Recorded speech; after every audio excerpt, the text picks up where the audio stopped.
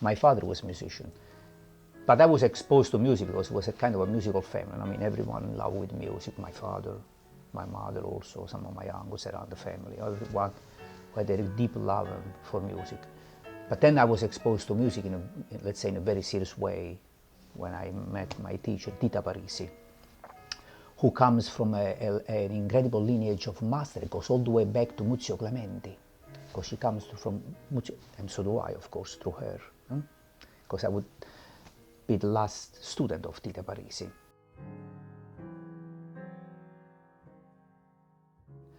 She was very incredibly influential in my life. She had an incredible impact on me from an artistical point of view, because I spent several years with her, probably more than 15 years, from the very beginning all the way to the end. And then the end, I mean the end of my studies, you know, with the diplomas, the conservatories and the performance. And then starting as a performer, I was always seeing her. Before every performance, whenever I had the chance, I was calling her and going to her home in Naples, you know, Napoli. And I was sitting and say, Signora, I used to call her Signora, lady, ma'am, I have a program ready that I have to perform.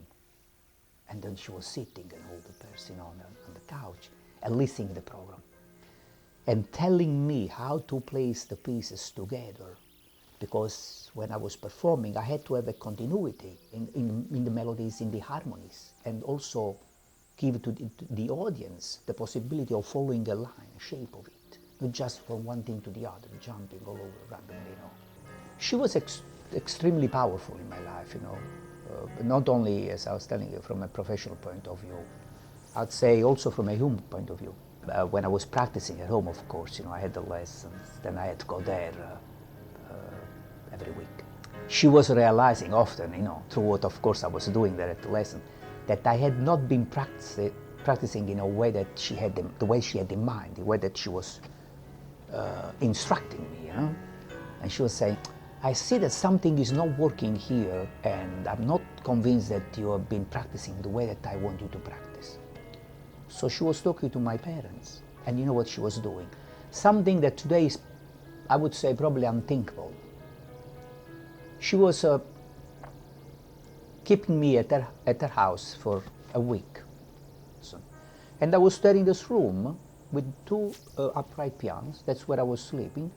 And this lady, Clara, was, you know, coming in the morning, waking me up, give me a little bit of milk, something, you know, because I was like a son to my teacher.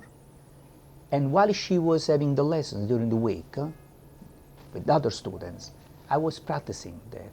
Then all of a sudden, you know, I can hear, you know, the door opening. She comes in and said, at that passage there, don't use the fourth finger, you have to use the third one. She knew my articulation, but just by listening to me playing.